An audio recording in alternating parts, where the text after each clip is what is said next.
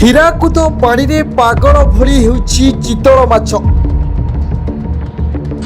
ହୀରାକୁଦ ଜଳଭଣ୍ଡାର ଭିତରେ ଖେଳୁଛି ବିଶାଳ ବିଷଧର ସାପ।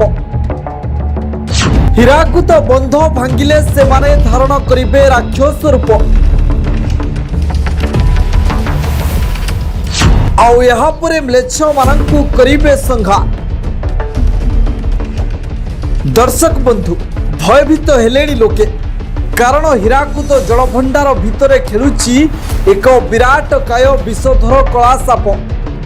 କେବଳ ସାପ ନୁହେଁ, ସେହି ଅଥଳକାତ ପାଣି ଭିତରେ ପାଗଳ ଭଳି ବାଡ଼େଇ ଛାଟି ହେଉଛି ବିଶାଳକାୟ ଚିତଳ ମାଛ। ଆଉ ଯେତେବେଳେ ସେ ହୀରାକୁଦ ବନ୍ଧ ଭିତରେ କ୍ୟୁସେକ ଜଳ ପ୍ରବେଶ କରିବ, ସେତେବେଳେ ହୀରାକୁଦ ବନ୍ଧ ଜଳସ୍ତର ସମ୍ଭାଳି ପାରିବ ନାହିଁ। ଆଉ ସେତେବେଳେ ହୀରାକୁଦ ବନ୍ଧ ଭାଙ୍ଗି ପଡ଼ିବ। ଆଉ ସେହି ପାଣି ଓଡ଼ିଶା ଭିତରେ ଜଳ ପ୍ରଳୟ ସୃଷ୍ଟି କରିବ।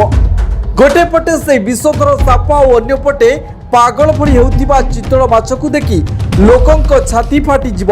ତେବେ ଦର୍ଶକ ବନ୍ଧୁ, ଏ ସମୟରେ କେନ୍ଦ୍ରାପଡ଼ାର ଭିତରକନିକାରେ ଯେଉଁ ବଉଳା କୁମ୍ଭୀରକୁ ସରକାର ଚାଷ କରୁଛନ୍ତି, ସେ ସେହି ଅଥଳ ଜଳରାଶି ଭିତରେ ଖସି ଆସିବ। ବଉଳା କୁମ୍ଭୀର, କଳା ବିଷଧର ସାପ ଆଉ ପାଗଳ ହୋଇଥିବା ଚିତଳ ମାଛ ସାରା ଓଡ଼ିଶାରେ ଭୟଙ୍କର ଲୀଳା ରଚିବେ। ସେହି ସମୟରେ ଲୋକେ ହାହାକାର ଡାକିବେ, ଭଗବାନଙ୍କୁ ବଞ୍ଚାଅ ବଞ୍ଚାଅ ବୋଲି ଚିତ୍କାର କରିବେ। ହେଲେ ପାପୀମାନଙ୍କୁ ବଞ୍ଚାଇବାକୁ ଭଗବାନ ଆସିବେ ନାହିଁ। ଦର୍ଶକ ବନ୍ଧୁ, 600 ବର୍ଷ ତଳର ମାଳିକାରେ ମହାପୁରୁଷମାନେ ଭବିଷ୍ୟତକୁ ନେଇ ଅନେକ ଭବିଷ୍ୟବାଣୀ କରିଯାଇଛନ୍ତି। ଆଉ ତାହାରି ଭିତରେ ହୀରାକୁଦ ବନ୍ଧକୁ ନେଇ ଏକ ଭୟଙ୍କର ଭବିଷ୍ୟବାଣୀ କରିଛନ୍ତି। ଦିନେ ଓଡ଼ିଶା ପାଇଁ କାଳ ହେବ ଓଡ଼ିଶାର ଏହି ବଡ଼ ବନ୍ଧ ହୀରାକୁଦ ବନ୍ଧ। ଏହି ହୀରାକୁଦ ବନ୍ଧ ନେଇଯିବ ଅନେକ ଲୋକଙ୍କ ଜୀବନ।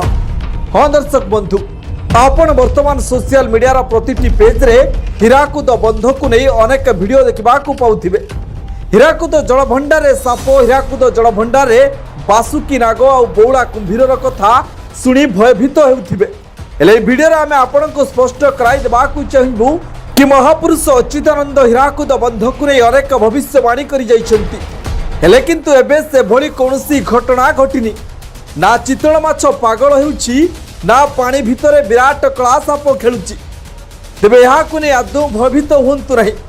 କଳି ଶେଷରେ ଆଗକୁ କ'ଣ ଘଟିବ ତାହା ଉପରେ ନଜର ପକାନ୍ତୁ।